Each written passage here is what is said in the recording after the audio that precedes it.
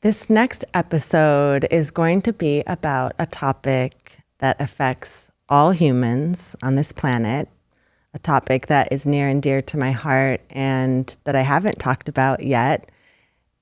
It's going to be about food.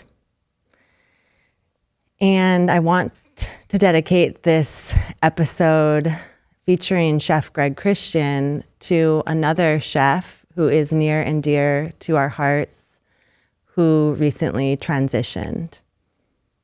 His name is Matt Sukumski. I'm honoring Matt in this episode as a colleague, a friend, a fellow chefie, someone that we worked alongside for the past 2 years in the Sustainable Food Institute of America and Beyond Green Partners. Matt was enigmatic, he was funny, he was caring, he was deeply connected to humans. He was a chef that transitioned into the world of food from the world of film. He worked in film in LA and New York, and then opened the restaurant Number 10 in Brooklyn.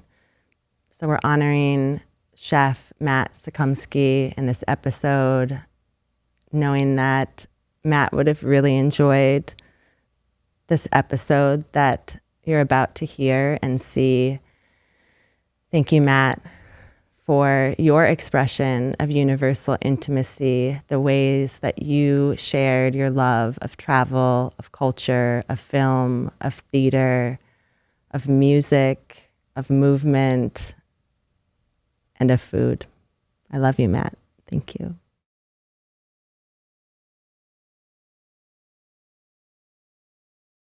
Our food systems need help. The food system is built on a house of cards. Illinois brings in like 95 to 98% of the food that we eat.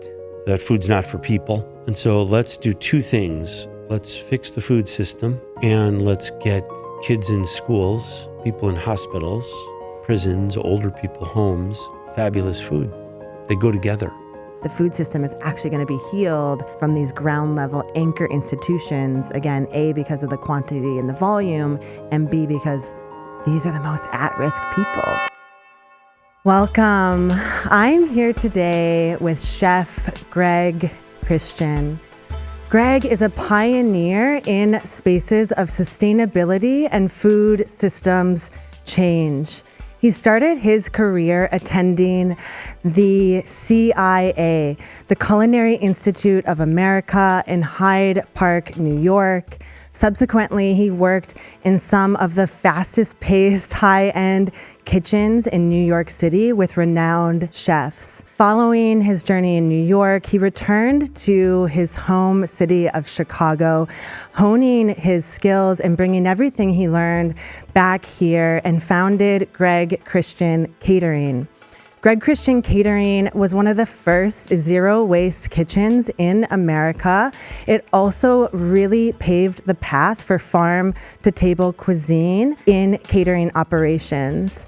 Greg subsequently founded the Organic School Project, a 501c3 that partnered with Chicago Public Schools to service at-risk youth, to serve them more positive foods through the methodology of grow, teach, feed. They installed school gardens, taught mindfulness education, and fed mostly organic foods in Chicago public schools.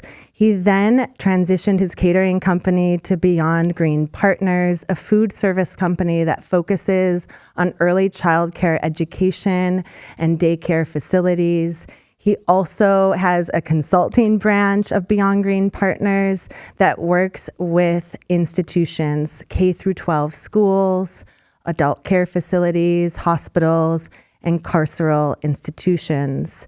He recently founded a new nonprofit, the Sustainable Food Institute of America, really fusing everything that he's done over the past 40 years into a methodology and approach to teaching humans how to cook, making his work more accessible to all.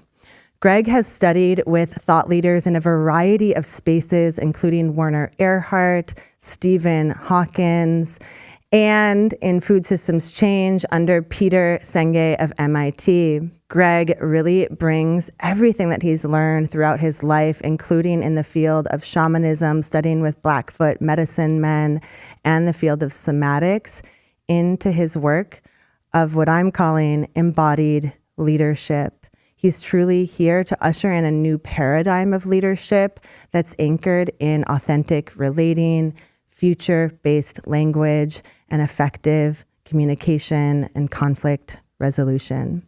It's really an honor to have Greg with me today because I consider Greg a dear friend, a colleague, my boss, as I'm a consultant with Sustainable Food Institute of America, as well as one of my dearest mentors. Such an honor to have you here today. Thank you so much. I mean, you make me sound like I'm humbled. I'm humbled. We've been together a long time, 20 years. Yeah. So. Thank you. Yeah, thanks for having me. Thank you. Yeah, I feel like you taught me humility in the space. When I think of food service and chefies, right? Chefies are really driven by ego. And it's rare, and it was very rare 20 years ago to meet a chef that was in that space of farm to table food that wasn't driven by ego. So maybe we start there. That's a good place to start. Yeah. I mean, when you're chasing flavor, right? That's what a lot of chefs are doing, which I honor that work.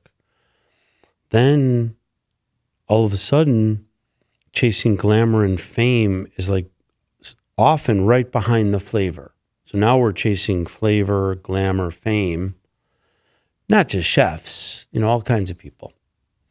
And then there's that spirit of materialism, and that kind of blends in with the whole thing. And then pretty soon, it's easy to be good at chasing glamour, fame, flavor, and be totally lost. Yeah. And the mission, if the mission is Michelin starness, then those places are, pretty clean run. They got to be clean. Yeah. But, does everyone have a voice? I don't know. Is zero waste important? Probably not. Some of them, and so things, you have to let go of things. Yeah. And it's easy to let go of respect, including respect for Mother Earth, even though you're chasing flavor and you want like the best carrot or the 17 kinds of cherry tomatoes. Right. Right. Or whatever the thing is. So cool. And then hopefully you want it to be organic, but like, are they paying their farm workers the right amount? How are they taking care of the water? Where's your garbage go? When I found out 20 years ago that my garbage went to, I asked the garbage guy, who I was always super kind to. He used the bathroom, I fed him, I shook his hand. You know what I mean? He was a good man. And one day I asked him, I said, where does this garbage go? Yeah. And he said, oh, I got good news. It goes to Iowa. And I went home. I couldn't sleep that night. I'm like, I'm chasing flavor, glamour, and fame, and my waste is going to Iowa. That's somebody else's backyard. Yeah. I don't know how to fix the garbage dump. You know what I mean? I don't know how to, but I immediately met Ken Dunn, God rest his soul, and we went quickly to over 99% diversion of our waste for 20 years. Yeah. Over 20 years, I was not going to send my garbage anymore to somebody else's backyard. So we want the best fish and we chase the best fish for that Michelin star, and we honor those people. And then it's like, are the people that working on the boat, are they making a living wage? Are they safe? Yeah. The truck drivers, just all of it. I mean, I did a lot of work in California. You were there. Mm-hmm. And there's the farm workers in Salinas Valley at 4:30 in the dark with like pith helmets with lights, picking kale with these huge knives at rapid speed. Yeah. And I'm like, does anybody know what these people are going through Right. to get us our kale, And And I the didn't know. facilities they were housed in, witnessing They were that. housed in these facilities that had barbed wire up around where they put them to bed at night. They couldn't leave. And these are the people picking our food. People think of food as, it's easy to think of food as like nutrition.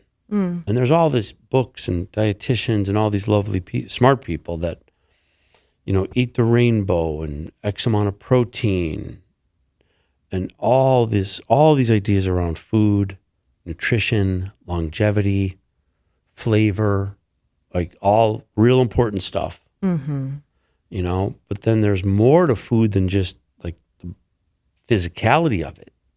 There's an energy there, right? And so we have different energy bodies. There's the physical, the ethereal, the spiritual, and more layers, right? I can't remember all the layers in this body. And so if we have multiple layers, if we do, some people don't believe in any of that. We want to respect them. But some people know or think that there's more layers to us than just the physical. So if we're putting something in our body, food, drink, whatever, there's those same layers are in that food. If you believe you have layers,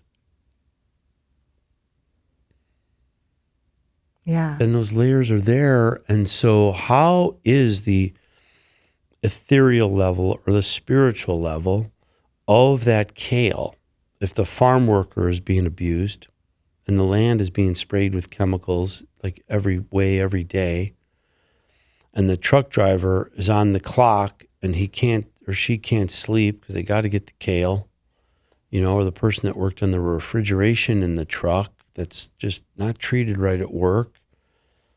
And then it gets to the Chicago terminal and that kale is all beat up. It might still look fabulous, but there's more layers of energies that we have to think about. Or I have to I'll say I have to think about. Yeah. Oh, so much there. I love you so much.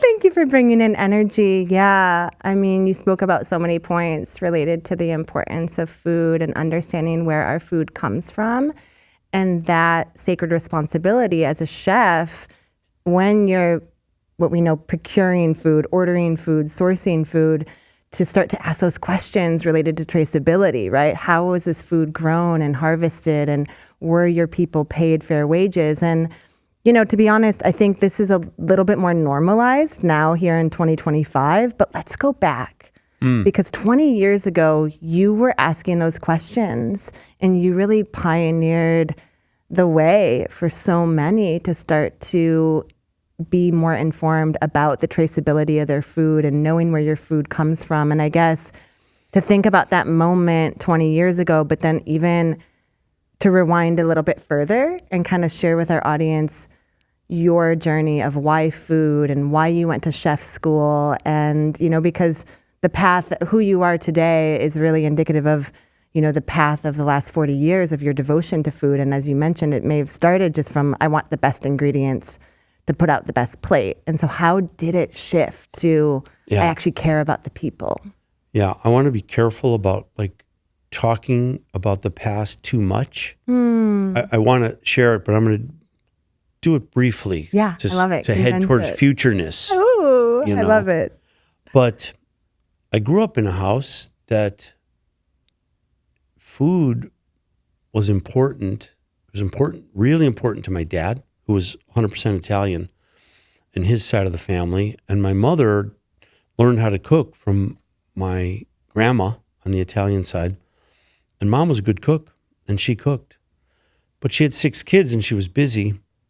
And so it was often cereal and milk for breakfast, because mom had all these kids. But every once in a while, we had a hot breakfast, and it was so fun and good. Bacon and pancakes and eggs and syrup, right? Yeah. And so I was the oldest. And so I started, as soon as I could, young, I said, can I, on the weekends, not on a school day. And so I got permission to make hot breakfast. I bought a waffle iron. I bought my mom the stupidest Christmas presents. I mean, she cried every Christmas. This is embarrassing. I would buy, like, I remember one of the first ones I bought her, like, a broom. She just cried. And I was like, I really had my heart, like, Mom uses a broom a lot. Yeah. I'm going to buy a broom. And then I bought a waffle iron, Right. you know, and I think she cried, you know. Anyway. Right, because she's internalizing it as like, you don't think I clean enough, you don't think I cook enough, Or right? That's she's what the we cook, do or the- as humans, right? Right. We turn it into a story. Oh, that's so sweet. And then I just though. loved cooking, and then I just, you know, fell into this job at a really busy restaurant making omelets. And I was with the people. It was a 100-person kitchen. It was the 5th busiest restaurant in all of Chicagoland, called Nielsen's, and nobody wanted to make omelets and be with the people. None of the cooks. Yeah. And so they hired me, and I'm like, why doesn't anyone want to do that? And they're like, you'll see. And I was so happy. You know what I mean? A beautiful woman would come by, and I'd go slow. Like, how's it going? Oh, it was like tableside service. It was tableside on a buffet line. Yeah, yeah. And I would make the omelets, and I was so happy talking to people. And then I just fell into chef school from there, and then quickly got to use my math and science brain, how to head towards better food. You know, how do you keep the integrity in the food? That was my thing. How do you keep the most flavor? I mean, I'm sure that's what all the super fancy guys, that's what they're studying. How do you keep the flavor in the food? Like, no matter what. But one way to keep the flavor in the food is you stress out the cooks and not the food, right? You do the food at the last second. And yeah, we call that just-in-time cooking. Just-in-time we talked cooking. about this. And who's stressed? The cooks are stressed. Yeah. It's their problem, right? We're chasing flavor. And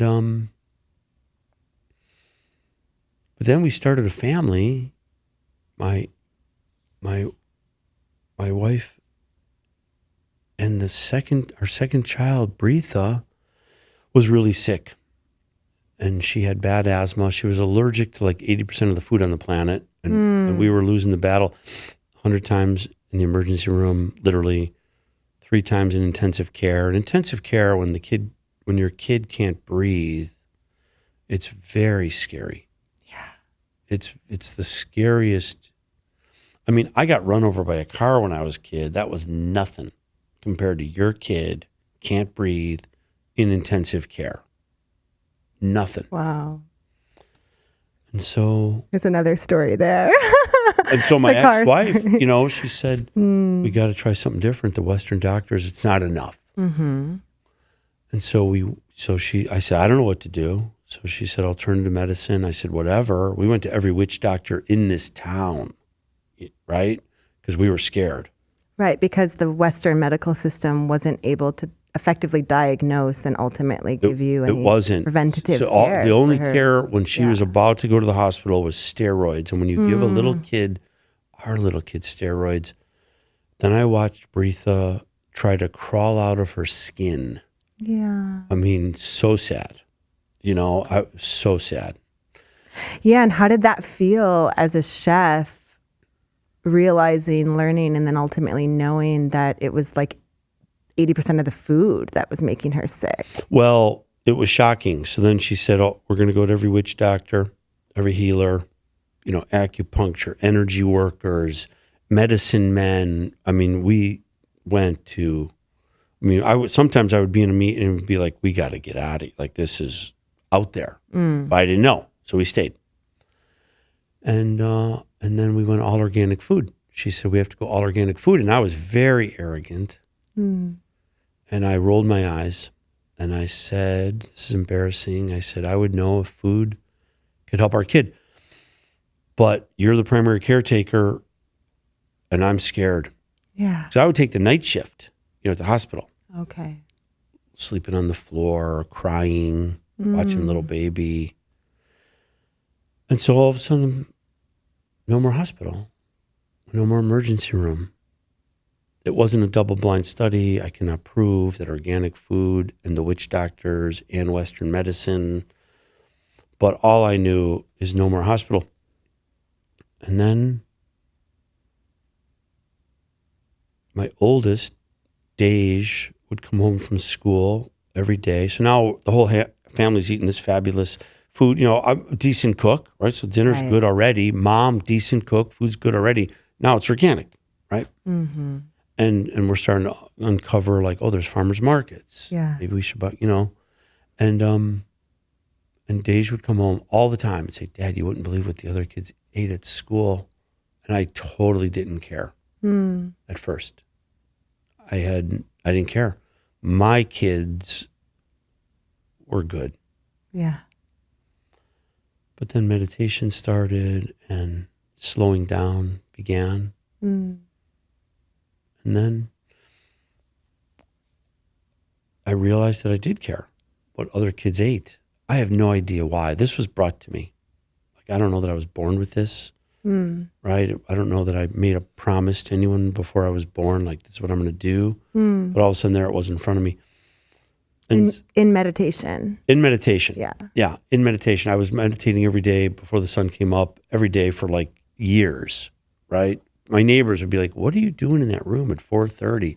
I'm like, what are you doing watching my house at 4:30? Yeah. You know, Sheila, right, who I love. Yeah. And so these ideas came to me around kids have to grow some food to connect to Mother Earth. And they have to learn about that same food in the classroom, not a nutrition lesson, but if we're growing tomatoes, learn about tomatoes in the classroom, and then they got to eat tomatoes. Might not be enough from the garden in the school, but they have to connect tomato-ness, start to finish. Then it will get into a deeper part of their brain and connect to their palate, hopefully, and their bellies. Yeah.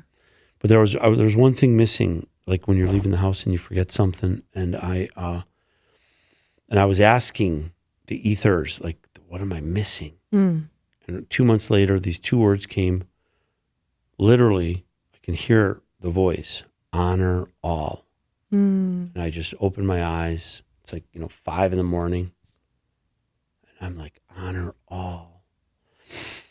And so what that meant was, instead of blaming, what it meant to me, for me, is instead of blaming Monsanto or McDonald's or whatever people's thing is, right? We all have a thing, not all, but a lot of people, like, it's their fault. If they weren't here, it would be better, right?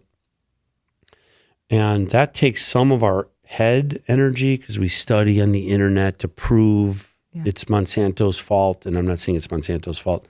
Or it's, and some of our heart goes out to, like, they're the enemy. And it's going to take all of us, all of me, to honor all, to, like, get to work. Just because I honor McDonald's in this example doesn't mean they get any of my money. Right. But they employ a lot of people. There's some good there. They employ a ton of people. That alone, God bless them, for employing all these people. And so I get to, and so to do honor all, then what I did is I studied forgiveness fairly seriously. A Course in Miracles, Gary Renard, other people, to be able to walk. Martin Luther King, who at least in the beginning walked with his heart open. If you see him in Chicago in the park, he gets hit, unfortunately, gets hit in the head by a brick. And he stays, like, totally in forgiveness. He doesn't flinch from his dream. I don't know how it ended for him, but I know at least a part of his life he walked in forgiveness. And so I realized that I had to study and master forgiveness, which is a mountain with no top. Yeah. Right? I might be mad about. Luckily, I'm a little older, so when I do get mad at somebody, I forget what I'm mad about. But how do we walk in forgiveness? How do we walk in honoring all? So we can spend all of our energy, our heart and our mind connected in resonance, heading into the future. So I think that's really important. So I try to surround myself with people like you who aren't walking around mad at in this example, Monsanto and McDonald's. Yeah. They might not be getting any of your money. You might be eating only not sprayed food. Right. Right? You probably are. Right. But you're not like, you have no time for that. But a lot of people. Right. It's that energy drain. And yeah, I've witnessed firsthand how you do that in our work with institutions, right? When we're walking into, whether it's a K through 12 institution, juvenile detention center, a hospital system, you're walking into, again, a system, a really bureaucratically, archaically defined system. And you're not, as a consultant, you're not pointing out, this is everything you guys are doing wrong, right? Your first energetic imprint that you leave with them is, I honor the work that you're doing. Right. And I've witnessed you do this time and time and time and time again. And I think part of that is you spoke into like the humility piece of you're showing your humility in that moment. And you're also like saying to them, my heart is open and I'm here with you as an ally, right? You may be paying me as a consultant for my mastery and my wisdom, but I am just as equal as you. If not, you often go to that place of like, I don't know anything. I know less than you. This is your house, your world. Tell me about your house. Yeah. The other thing that this is like a little bit of a secret. We like secrets. This is intimate, this is universal intimacy. So we like secrets. So one secret I'm willing to share is that because I work on walking in humility and in forgiveness and try to be like this blank slate when I walk into a room, a kitchen, or a meeting, I can head into the future and see and imagine and visualize what it looks like when we're done. Yeah. And that happens the first time. It's like instant. It's like kind of automatic, this mechanism that I was gifted with.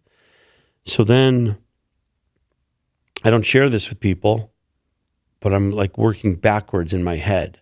So in 5 years, here's what it's going to look like. Then 4, then 3, then, then a month from now. And then let's start the meeting in the now. But right. I already have like this, not mind, but this like this. Yeah, I mean, it's intuition, visual. Right? And so this is part of your creative prowess, not just as a chef, but as a visionary, right? And that's why it's always been such an honor to work with you, because you are truly a visionary. You're holding that vision of the future of what this is going to look like when we're done.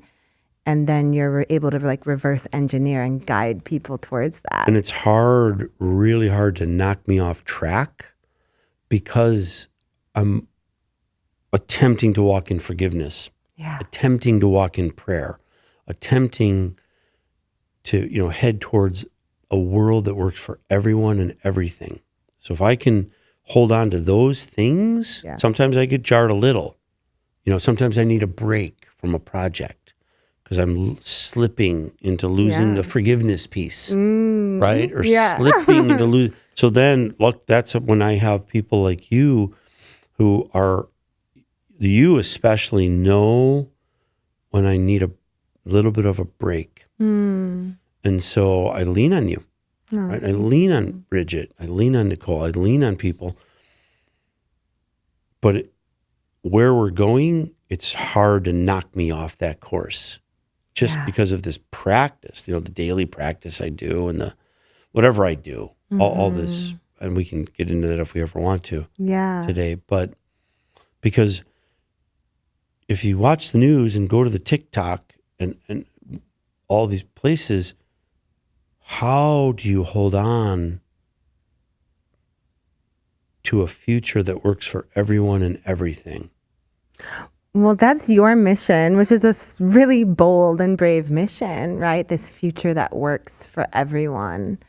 It's very vague. It's very vast. It's too vague, etheric. And so you've chosen food as that vehicle, as that tool, as that access point to disseminate that message amongst humanity and this planet, right? So how have you done that? Maybe to share some examples, whether it's in the food service business or the consulting work or the nonprofit work. It's like, how does it show up? Just to give it some tangible examples for the audience. So I learned from like Werner Erhard and his people that it's Steve Zaffron, others, that it's really helpful to have a project bigger than yourself that's like maybe no one else wants to do.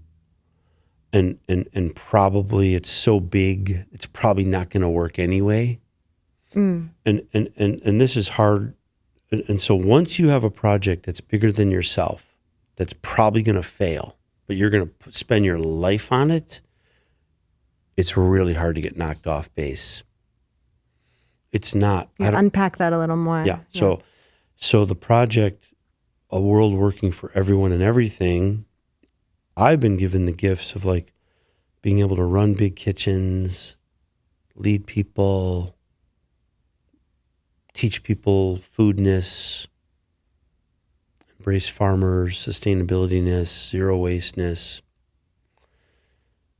And I have a passion for working in big kitchens, since I've always worked in big kitchens and run big kitchens. Let's go into these big kitchens that serve, for the last 20 years in this country, almost all big kitchens, really processed food. Yeah. And they actually don't know how to cook anymore in general. Maybe the head chef does or did, but it's all processed food. So I don't know how to get everyone clean water or medicine or food or I don't know how to get the planet to live in peace. I wish I did. If I did, I'd work on that. Peace, and making sure everyone's treated the same. Some people are treated differently because of their like religion or race or sex, or I don't know all the different reasons. Yeah. They're not. And so I've been given the food gifts. So let's head towards a world that works for everyone. That's a project that's bigger than me, way bigger than me. I'll be dead and it won't be done probably. Right? That's the other thing you have to be willing to do if you're working on a project bigger than you. You might not see the end. And let's work in food. And where does that need help? Well, our food systems need help. Our food system is built on a house of cards. Illinois brings in like 95 to 98% of the food that we eat. We're sitting in Illinois. Meaning, say that statement again. It brings it in from out of state. Brings it in from out of state. Yeah, we grow corn and beans. That it's how for 80 years. It's working today. It's that food's not for people, right? And so let's do two things. Let's fix the food system, or bolster the food system, a local food system. Because I assert the global food system is built on a house of cards, simply the overuse of water and oil, chemicals, shipping. And let's get kids in schools, people in hospitals, prisons, older people homes, fabulous food. Yeah. They go together. Yeah, and sorry, I'm pausing because I'm jumping around. I know there's, but I think part of it is, I heard you say that you're also an expert in big kitchens, and so part of it is you not just have been gifted with certain talents in this arena, but the boldness and the bravery to go into these large institutions and large kitchens that are serving thousands of meals a day. So there's like a quantifiable impact of that, right? In terms of the sheer numbers and their capacity to procure and order large amounts of food, pretty much a set menu that's designed 365 days in advance, right? And there's not a lot of wobbliness like star chefies and farmers. We know how much broccoli school number 17 needs next year. Right. So there's that. And then there's also this piece of like, why not serve the most at-risk populace, right? I always remember hearing you say, like, the food system is not going to be healed by star chefs, farmers markets, and CSAs, because it's like an elitist-based model. The food system is actually going to be healed from these ground-level anchor institutions, again, A, because of the quantity and the volume, and B, because these are the most at-risk people, right? We go into these schools and these sites. I would assert and contend that over 50% of people are obese. Oh, yeah. Our clients. Oh, yeah. In terms of the actual BMI definition of obesity, not Josephina's definition, right? Yeah. They are obese, and over 70% are sick with some form of dis-ease. Yes. And we're working in these fields with humility, in this boldness and brave, and this, like, you're very courageous to do this, to say, I'm not working with Google to help, impact the food that they're ordering and impact their leadership development and effective communication. I'm working with frontline workers with minimal education who probably don't listen to podcasts and read books and travel around the world and go to retreats. And I'm working with them to capacity build, open up their minds and hearts to connect back to source. Yeah. Thank you. Take that in, really take that in, because most people are working with high-level executives on the work that you're doing with union employees, people that are paid minimum wage, that are still in their trauma. Yeah, I mean, most of my friends, so many people told me not to do what I do. So many. People are like, you're crazy. Don't go into Chicago public schools 20 years ago. Why are you in the public schools? Do private. You'll make more money. They're totally right. The first level of the healing of our food system happened through the fancy chefs and the farmers markets and the CSAs. These people helped, bolster it. Yeah, raise awareness. But a friend of mine who's retired, Deborah Kavanaugh Grant, did a study maybe 10 years ago in Illinois, and she figured out the average spend at a farmer's market in the state. And this is like 8 years ago. The average spend was like $7.27 or something. Mm-hmm. And so farmers markets and high-end chefs that buy like this much cherry tomatoes every day, that got us up a notch. But I think we don't need any more farmers markets. And we have to figure out. Farmers markets are great, though. I love them. I eat local food. You're just saying they're not the answer. But we're honoring farmers markets. Not to bolster the local food system, the next level, to level up the food system. I'm not saying we get rid of the institutional food system. It's probably here to stay. It's big, right? But there's room to grow some food for people in Illinois and everywhere where they're not doing a lot of it.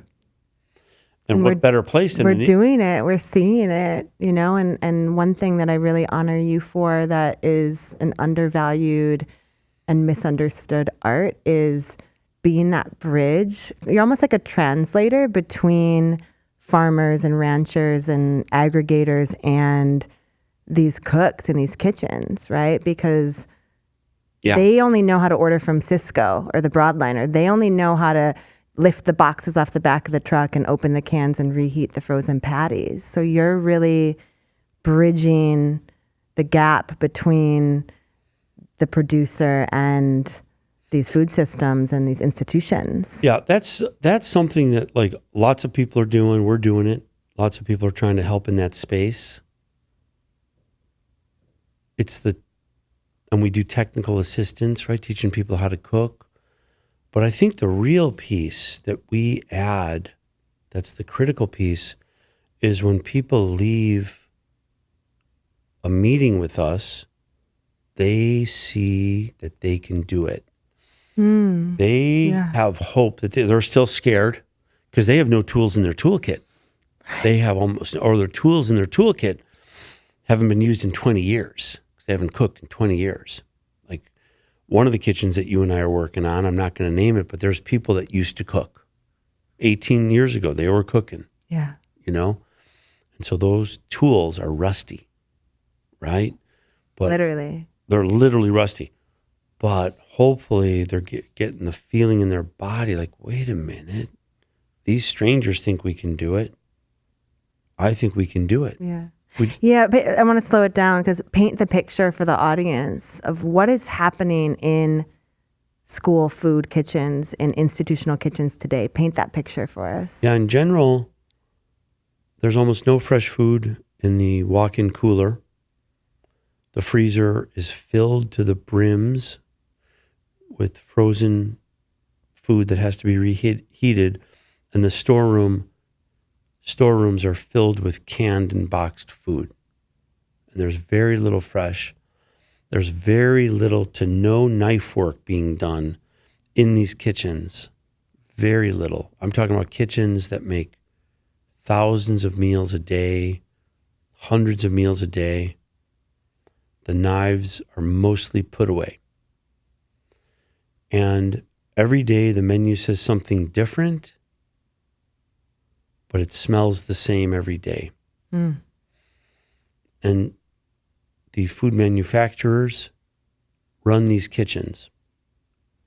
The people that work in these kitchens, they think they run these kitchens, but the food manufacturers run the kitchens. And the food manufacturer's job, and they do it well, is to make money.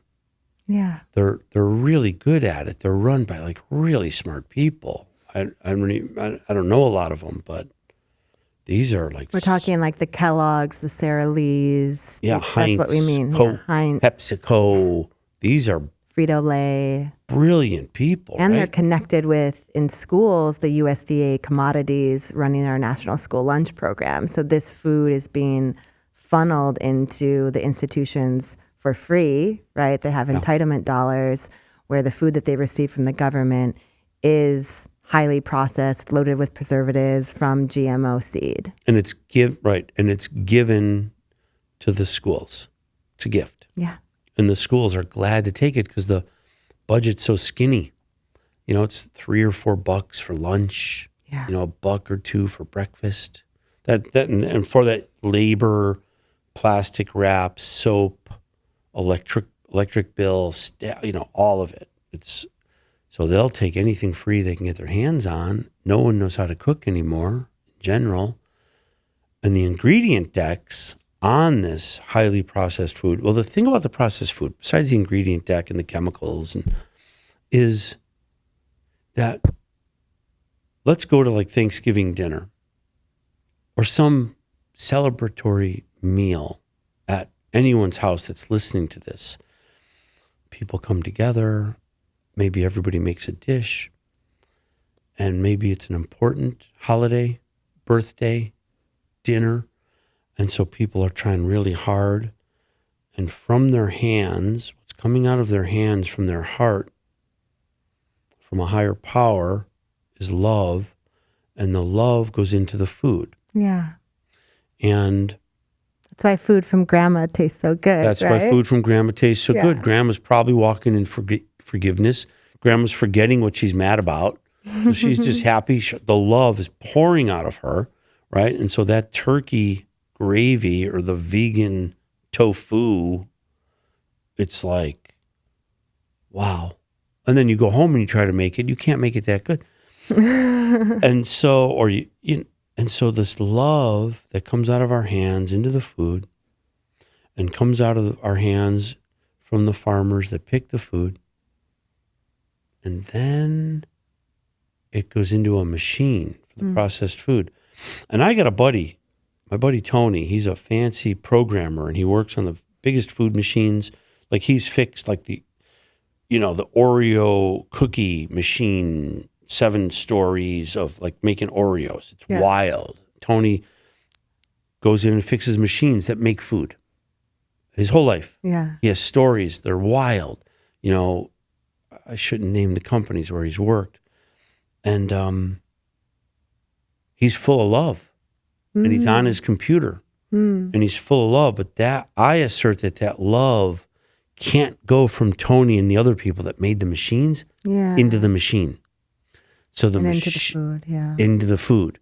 So the machine can't transfer love. Yeah. And so now you're not only eating pretty dead food. Nutritionally, the nutritionists are going to tell you it is sound nutritionally. Sure. Chemically, they're able to fortify those There's some nutrients. vitamin D and they fortify, and there's some C and zinc, whatever's supposed to be there.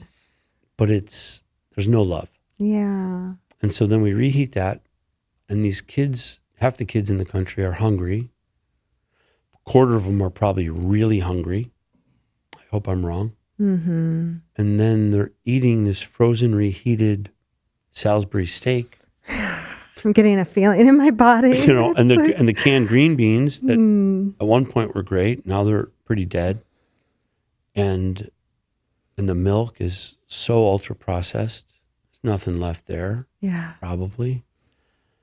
Day after day after day. So what happens is the kids or the people in the hospital or the people in the older person home, they throw it away. Yeah. And then the people working in those kitchens' hearts are broken because they're in those schools, because they started in those schools because their kids went to school. And the moms in general, those moms didn't want to leave their kids. So they're like, I'm going to get a job in the cafeteria. Yeah, so you're talking about sort of the traditional proverbial lunch lady, right? This cafeteria worker. They originally were these moms, right? That started in the 1860s, I think, in New York City. And a couple of moms got together and they said, we got to feed the poorer kids. And now, 150 years later, it's way more organized and there's lots of rules. It's still mostly women. And it's still unconsciously thought of as women's work. They're totally underpaid. Yeah. Totally underpaid. The cafeteria is the gateway for bus drivers or custodians. So 150 years later, it's still women's work. They're totally underpaid. And they're the lowest paid. They're the lowest paid people. Less than the custodian, less than the bus driver. Yeah. Yeah. And they're feeding your kids food. And they're feeding your kids food. Maybe that's important. Yeah. And it's pretty dead food. Yeah. And it's getting thrown away. And once you start weighing plate waste, which we do, which I've been weighing, once you start weighing plate waste, it's shocking. So you have all these brilliant people that are very educated running these schools, and the boards are on the board because they care about the kids, right? And everybody cares. Mm-hmm. And then you go to the cafeteria, and the cafeteria smells the same every day. And the people's hearts are crushed because they don't have the tools to fix it. They don't know how. Well, and part of that is awakening the administration and the various stakeholders, like the board members, on this current reality that, because in their eyes, they think, Betty's in the kitchen and she's a cook. She's a food service worker. She's employed by this system. She dresses like a cook. She must know how to cook. The ovens are on. This reality is a little uncomfortable to come into the realization that these people in the kitchens haven't cooked food using knives, whisks, mixing bowls. Recipes. They don't need recipes. For 20 years. We have to teach people how to follow recipes. I know. It's... and how to use a knife. Right. We did this training last week in Springfield, Illinois, and everybody was using the paring knife. Yeah. On a watermelon. Remember? Right. Or to even show someone who's, again, a cook, who's been a cook for decades, how to chop garlic, how to mince fresh garlic. Yeah. So again, we're not shaming or blaming the current reality of our food system. We're honoring the current reality and where humans are at. But I think part of the beauty of what you do is illuminating this for others, right? Shining the light on the current reality so that stakeholders such as board members, community foundations can be like, wait, these people don't know how to cook. And so that's where we come in as a company. And I think where you were going with that is it's something beyond just procurement, right? A lot of people think the answer in healing this system is connecting farmers to the kitchens, AKA through procurement, ordering. And then the second thing they go to is equipment and facilities, right? They need to know how to order the food. They need to have the right equipment and the right facilities, problem solved. And we're like, no, these people don't know how to cook. Right. And it's a hard thing to admit, right? Because they're being paid to cook. The other thing that's hard for people, the leadership, is to admit that they don't like what's happening. Because they've been running the kitchen or the school confidently for 20 years or 10 years, the superintendent, the board, and this is happening and they just want that to go away. They're worried about math scores and the football team. And I have done lots of assessments, and then that report goes on the shelf. They are not ready to tackle, the food piece, and we walk away, and we planted a seed, You've planted a lot of seeds. I've planted a lot across of seeds. America. Yeah. And I think part of it, it's not just they're not ready to tackle the food piece, which can be unknown, and they might have personal shame because they're still going through the drive-through at night or drinking the big Slurpee from the gas station. But I think there's this piece that you talk so brilliantly about, which is the immunity to change. Well, yeah, I mean, Lisa Leahy and her partner wrote this great book, Immunity to Change. I think it took them 25 years to finally get a book out. And we, as humans, struggle with changing. Yeah. And the other side of the coin of that is often leadership thinks that their people can't change. So the people, in this case in a school cafeteria, probably have an immunity to change. They're really afraid that they can't do it. They don't admit that usually, so they play all these games. They're not straight talkers, right? And then the leadership doesn't think they can do it. They don't say that. They play other games. Yeah, the excuses of we're understaffed, we don't have the right equipment, and this is if anybody leaves, there's no labor. Right? We won't find a cook if they leave. There's a million excuses. It's all great, and so. And this is across all industries, right? All verticals. It's not just in food. This is in science, the fields of science. This is in the fields of healthcare. This is in the fields of business. It's like people will, because they are in fear and because they haven't healed their trauma, they're in that space of, like you said, the immunity to change, the contraction of when a change gets presented, their body naturally goes into the contraction of like, no. Control. Yeah. They'll come up with a whole slew of excuses of why they can't. I mean, I'm hoping to get enough, that we can get enough first adopters that start this, and that it becomes clearer and clearer over the next 10 years how to do this in the simplest way. And then as I bow out, it just starts. We're not the only ones doing it. Yeah. But it just rolls out naturally that people say, wait a minute, I want what they have. They don't have any more cooks in their kitchen, and they're not spending any more money on food. And they're cooking fabulous food for kids. I want that too. Yeah. So the first adopters are, I think, what we're hoping to attract. It's because it's really hard to move a kitchen that doesn't want to play. It's really hard. We've done that, you and I. We've been in kitchens where they don't want to play, and leadership is invested, and the people aren't nice, and they're allowed to be mean. It's like, we're not going there. Let's go to places where people want to play nice. Yeah. And how do you, in this topic of the people, right, understanding that it's not about the food, it's not about the equipment or the facilities, those are excuses. The truth is it's about people. Right. How are you coaching people? How are you building their capacity to embrace change with wonderment and delight and excitement instead of fear? Yeah, I think in the talking, one is like getting them to make some fabulous food and then eating it together. That's one way where people are like, oh, that was fun. Yeah. I made that and it's good, and I'm going to make that for my family. That's one way to get people, like, let's make some food. That doesn't work for everybody because a lot of us live in the how. I still can't see how we're going to do it.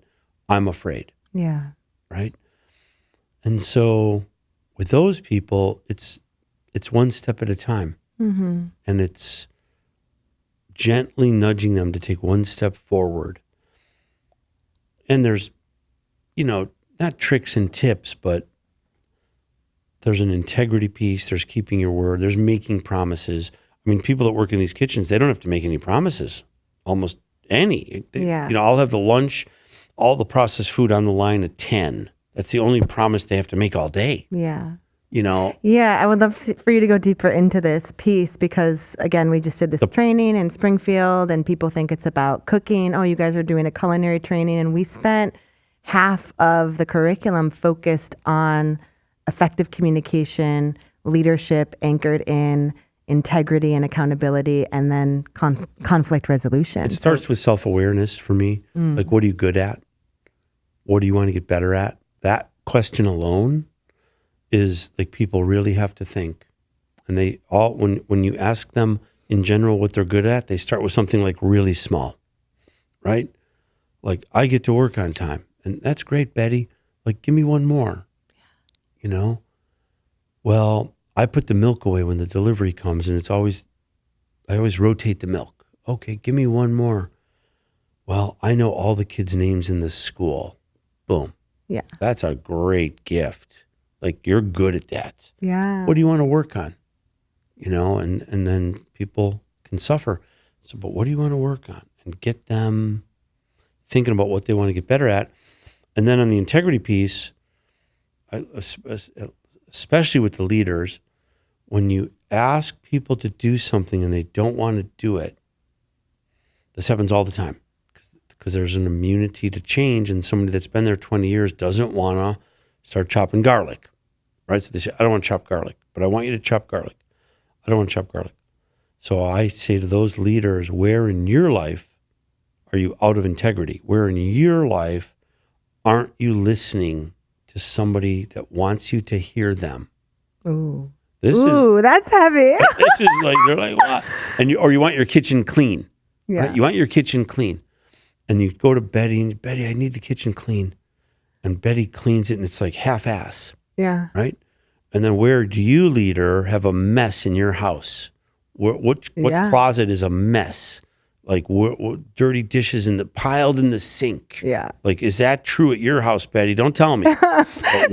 We did this last week in this training, and it was, again, people are thinking like we're in culinariness, and then when you turn that table on them and say, yeah, reflect back in your own life, like you can't ask others to do something that you don't do yourself. And you had us do a journaling exercise, and I'm sitting there and I'm like, my garage is a mess. My closet's a mess. I'm asking other people to be on time and I'm never on time. It's like, it's a deep, like you said, that self-awareness work is huge, right? When we're working with leaders, right? Because you're working with leaders to help develop their capacity to lead their teams. Right. I did a bunch of like DEI. We hired somebody to have us look at like racism and equity and justice. And Beautiful. Honoring you for that. Thank you. And I told this lady. Yeah. Thank you for that. Yeah. You're welcome. I told this lady, Carla Coupe is her name. Now she's in charge of DEI for the city of Chicago. I told her this is not a check the box situation for you because you work for big companies, bigger than us. I said, I want to do this work. Well, it wasn't a check the box situation for you. For me. And I wanted to do the work. But I thought she was coming, this is so funny. I thought she was coming to work with the team. Because I was fine. So she comes and she basically says, no, I'm going to work with you and your partner for the next year before we even start with the people. And I'm like, a year? What could take a year? I'm self-aware. You don't even know. Wow. Looking at like privilege and biases and she's trying to Klieg light, like these lights. And I was just like, no. It was great. Yeah. So I start with leaders there. Like, where are you out of integrity? Where do you gossip? Because in their kitchens, they have nothing to do because they're reheating simple food. So there's all this gossip. Yeah. And they let it go. They let it continue because they're gossiping. Like, stop it. Gossip kills teams. And there's some gossip that's even on borderline evil. Yeah. Like, the gossip has to stop. Tell them to their face.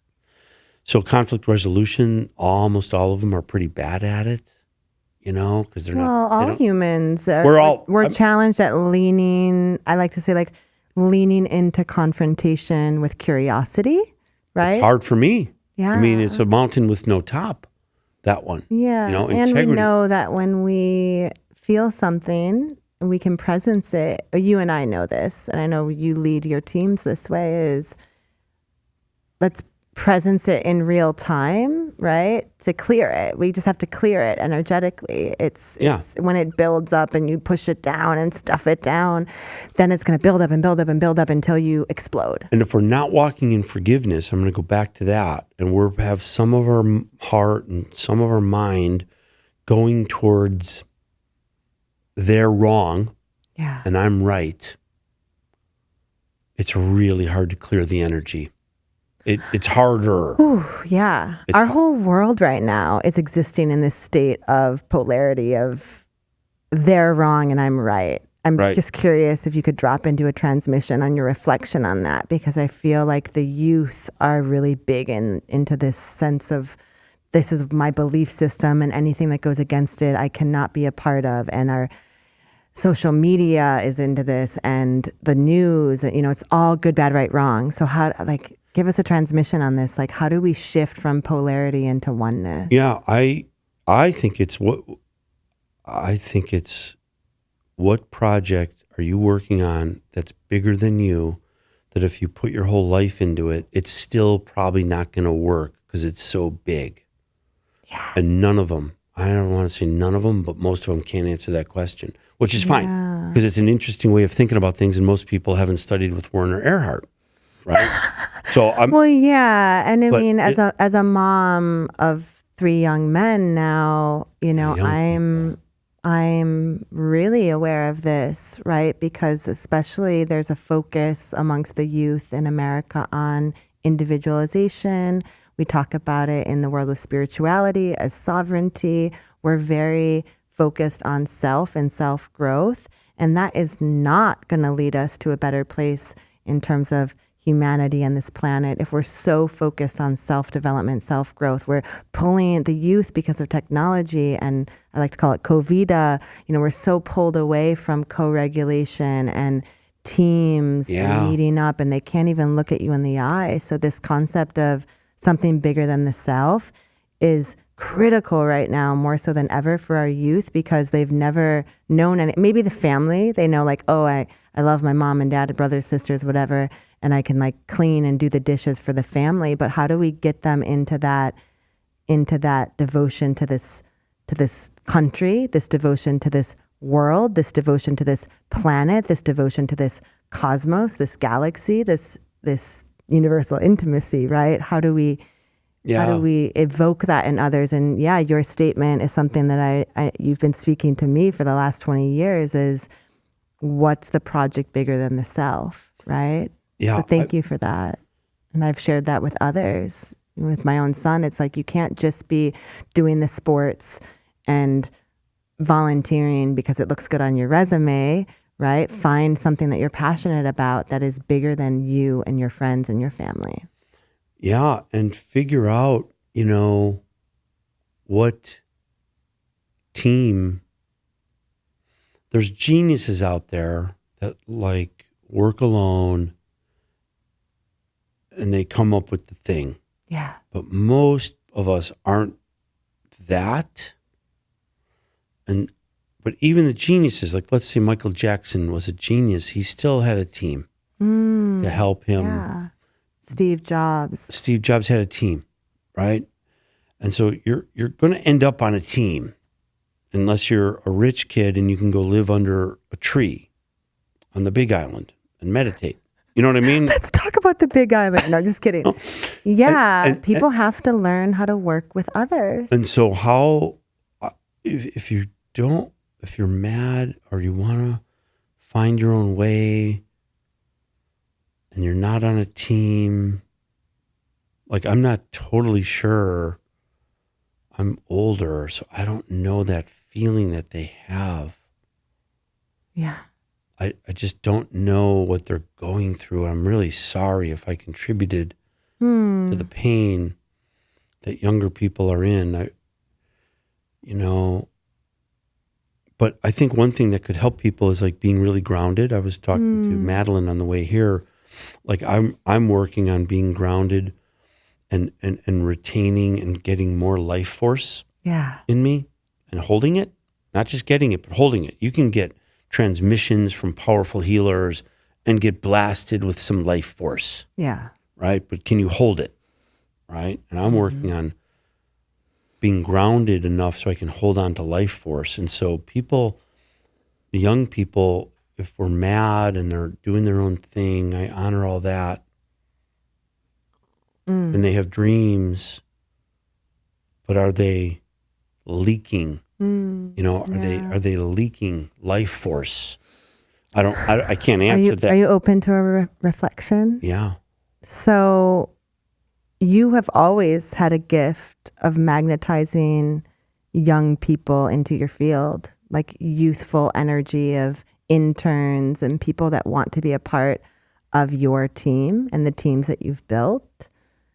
And so I invite you to feel into that and to crystallize that even more, to understand that you are connected to the youth and the universality of all generations, not just because you're older and have wisdom to share, but because of your open-hearted approach to teams and how you create an environment in which people see that A, they're a part of something bigger than themselves, but B, you're actually interested in and devoted to their own growth journey and their capacity building. And I mean, I'm an example of that. I've known you for 20 years. And when I walked in your door, I'd love to share this story if you're open to it. Yeah.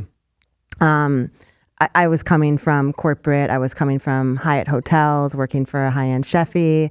And I wanted to work for you because of your devotion to the local food system and the organic school project, which you had just started.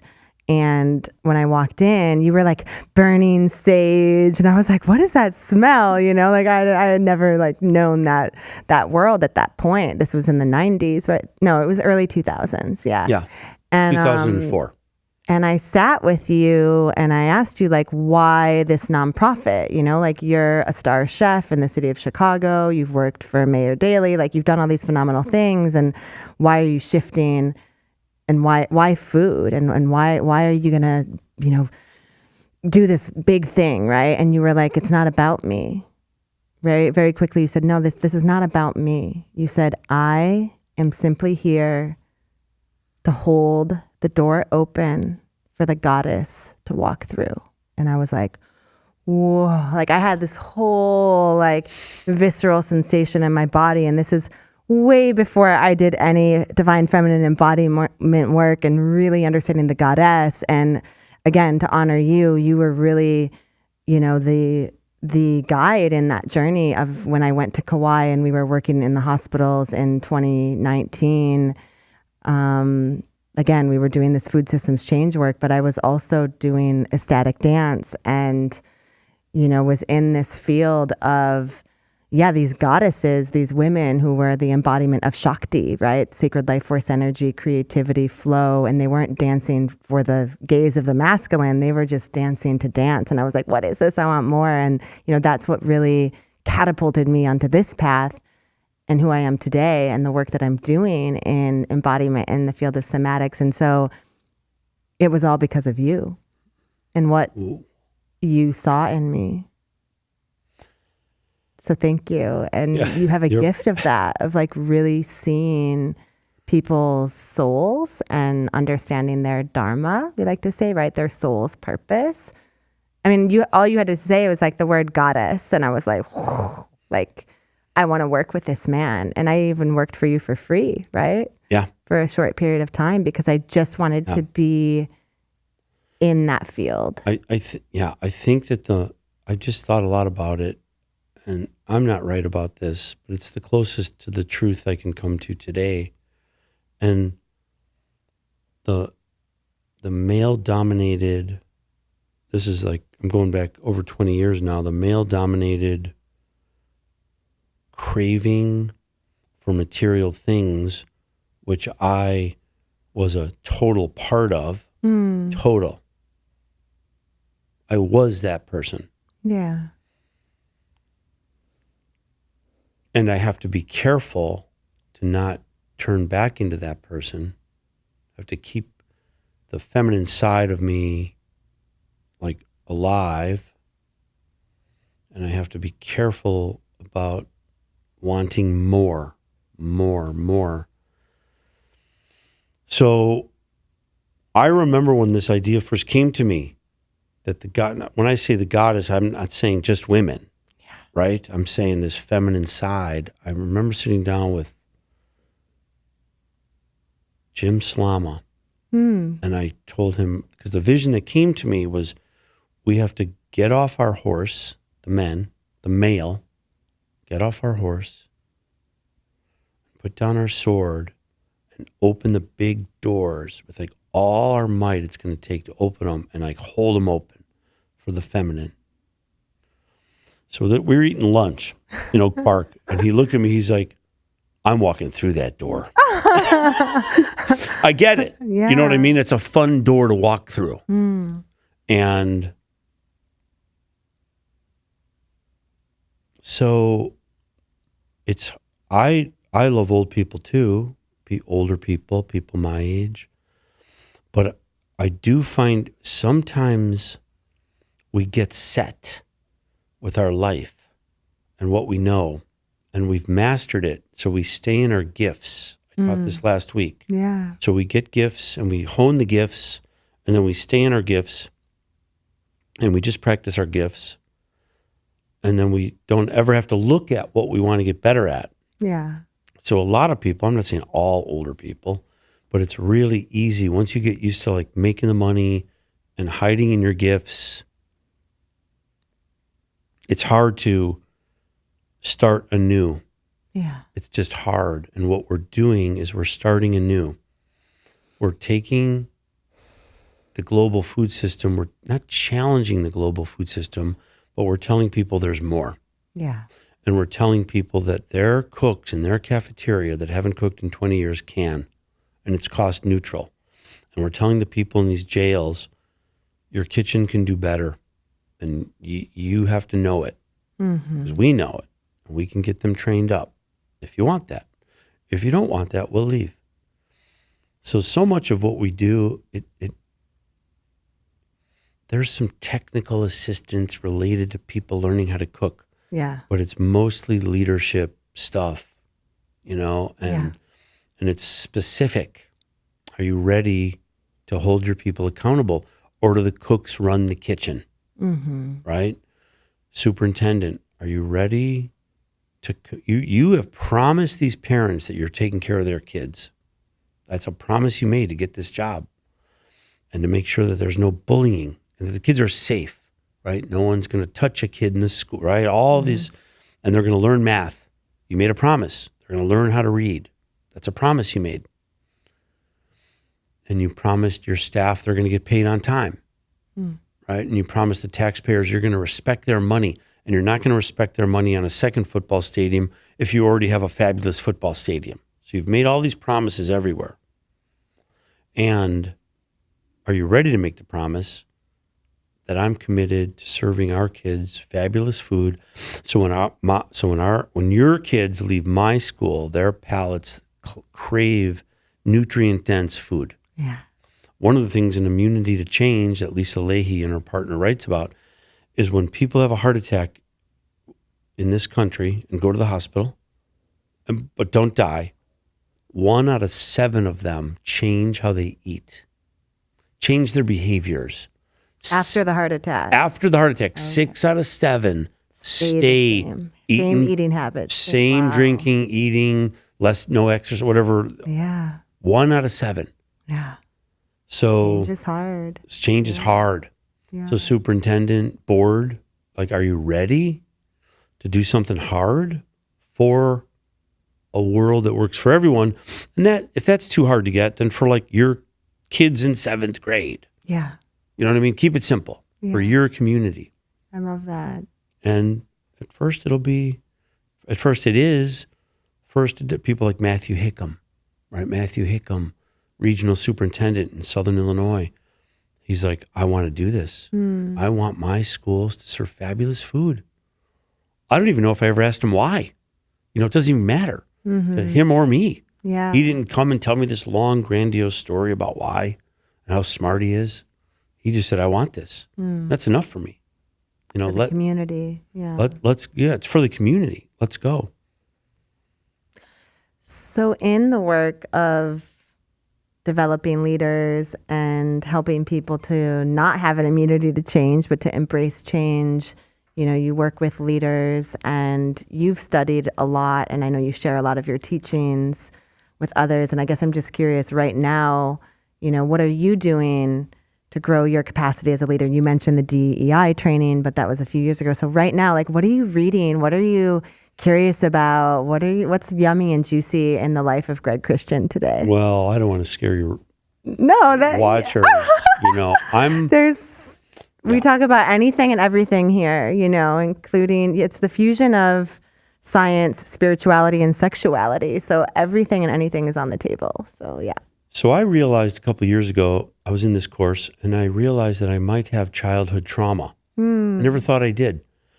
I thought everybody grew up in a house like I grew up in. And I love my house and my siblings and my parents. There was definitely some instability. And so anyway, I called my brother in California. His birthday was yesterday. He's 10 years younger than me. The youngest of 6. And his name is, he's changed his name. His name is Cristiano now. Yeah. And I said, Christian, do you think I grew up in a trauma house? Do you think I might have trauma? And he's like, are you fucking kidding me? I'm like, really? He goes, yes. And so I just sat with it. I didn't even share this with my life partner. I was just like, So then I went to my sister Connie's house for dinner, just her and I. We were halfway through like a small glass of red wine. I waited, and then I said, Connie, do you think I have trauma? And she's like, oh my God, are you kidding me?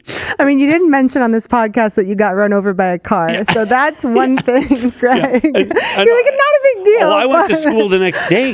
My mother was like, oh my what? God. I'm like, yeah, I'm fine. I mean, it never stopped bleeding. I had to get a skin graft. It was like a nightmare. Yeah. But I went to school. That's the kind of kid I was. I'm like, this is normal. Everything's normal. So I discovered this lady, Marcela Widrig, who's one of the master somatic body worker healers. She's outside of LA in Sierra Madre. And I called her and I got on a plane and I got on her table and holy cow. Yeah. And so I went to see her. I would do 5 sessions in 3 days. That's how she likes to do it, 2 a day. And I released so much trauma that was stuck in my body. Yeah. I had no idea. I had no idea. So then she said, I'm going to start teaching. She's never really taught. She's been doing it 27 years. She's had 15,000 people on her table. Right. And I'm like, I'll study with you. And so I'm in class with like 8 others. They're all body workers, almost all of them. And me and like a couple of others aren't, but it's mostly people that work with people. And I'm working on expanding my capacity, right? Increasing my edge. I'm working on being able to breathe and stay in breath and flow no matter what. It's awesome. And I'm going down this rabbit hole related to sacred geometry. I can't explain it, but I'm like wearing this pendant. It's a sacred geometry pendant. I can't totally explain it. I'm reading and rereading a book by Ibrahim Karim. I'm going to probably go study with his organization in March in Ireland. There's something related to it's all about energy. Yeah. And flow. Yeah. And body. And I just want to be able to feel energy that's around me and be able to work with it to get it going in the right way. Yeah. I love that. And that's like in people that are scared, in people that we're working with, and other leaders. and whoever I'm around, not by doing magic or weird energy work that they don't know I'm doing, not Right. that, but just to be able to feel it and like maybe even see it. Mm-hmm. And it's all built on my studies with Werner Erhard and my studies with a Blackfoot Indian shaman for 12 years. This is like the next thing, body work. I can tell where people are holding things in their bodies and when they're triggered, and then gently coax them back to being present so they can take more in. So we need less time in these kitchens. You understand? I used to do it more with force. And that's why I ran my kitchen. That's how I learned how to run big fancy kitchens in New York City. I mean, by the time I was 25, I was running a 30-person kitchen, and it was all force. Yeah. And I left bodies, and people didn't like me. I remember moving home from New York City at 27, and my dad looked at me and said, "Where's my son?" And that takes a lot of energy, and it doesn't work for the other person. So there are times when people need a shot in the chest, right? But that can be done with like total love. Yeah. It's like in your sacred sexual, in that work, Yeah. there's like just in sexness, there's a gentleness and air and touch. And then sometimes there's like wind and fire, right? And whatever. Yeah, there's activations. There's you know what I mean? Yeah. And so all of that's needed. Yeah. But it's better to do that if you know what's happening there. Right. So you can read it and then melt with that as you head towards another part. What I'm hearing you describe in naming the fields of somatics and sacred geometry, and there's another term, and it's escaping me right now, but it's biogeometry that's what I'm studying. Is understanding energy, right, and how energy moves. And I think the mastery of energy is understanding how we can hone and cultivate and contain our own energy while moving it. We talk about the vertical channel, right? I can be moving my energy on a vertical channel, but then when we're engaging with someone else, we're moving energy on a horizontal channel. And that's where we do affect others, as you named, you leaving bodies. You literally are referencing like hurting people's feelings, or people leave your company because they're disgruntled workers, or they're not happy, or they're hurt. So it's this way of the world that works for everyone, as you've named, which is about building teams and effectively communicating and being in integrity and authenticity and working with others while maintaining your own unique expression. Right. Right. And moving energy in a way so that you're not, it's not that you can't inspire and illuminate and activate someone with what you're suggesting or offering, but notice even here today, I said, are you open to a reflection, right? I got your consent before I went in with like, Greg, I think you need to focus on, it's like, we just I feel like we need to learn new ways to communicate. And you pioneer that in this world of kitchenness. We like to say kitchenness, but this world of institutional kitchens and your own organization. And I truly believe, because I've witnessed it, that there's a ripple effect, right? These people are taking that into their homes. They're talking to their partners in new ways and their families in new ways with more compassion and, like you said, humility and forgiveness and, all these beautiful and respect. things. But it's all, as I get older, it's like all energy. Yeah. And so I'm studying with like the Vesica Institute, Ibrahim Karim's people, and Marcela, just to like expand my feelings related to other people's energy and then help transmute that, into a next step. Because if we can't get to a next step, then we're going to talk about the same thing, which I'm willing to do too, over and over and over till they're ready to move past their immunity to change. I can be patient, but let's move forward. Our world isn't working for everyone. I mean, there's a billion hungry people and thirsty people. There's people living in war.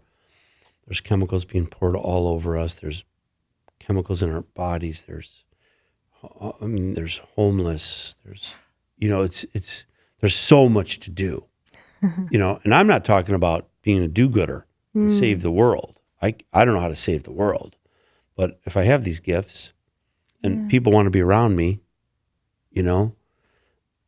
let's go do our part. Well, thank you so much for doing your part, inspiring others. And I just feel like your message is so important and it permeates so many different fields. So how can folks stay connected to you? What's alive in you that you want to share with our listeners and the collective of how to stay informed about your work, how they can support you? And the Sustainable Food Institute of America, where can folks find you? Yeah, there's a website, Sustainable Food Institute of America. And if people want my email, they can email me, Greg at beyondgreenpartners.com.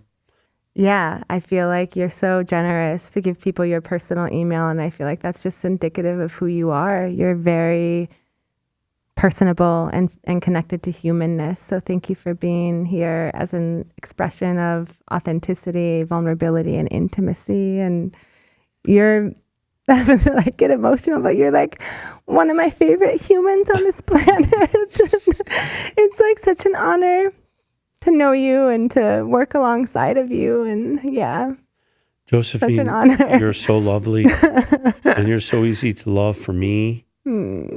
And you're a warrior. If I'm going into battle, you are right next to me because you're fearless. And you're fearless. And this like Josephina, all the learnings that you've done, people need this. People need this. We're locked up in our apartments, masturbating or whatever people are doing. I probably shouldn't have said that. It's okay. We can honor self-pleasure. And we're here, and this is universal intimacy because we're here promoting the intersectionality and the interconnectivity of the all. And it's okay if people are choosing to be alone in their apartments. And I think part of honoring that we're human, honoring that our soul came into this finite form of the body is in the awareness that we're also here to connect with other humans. Yes. Not just the screens and the machines. Yeah. And you don't have to be best friends. We're here to connect with other humans in all the ways. Yeah. Thanks, Joe. Thank you.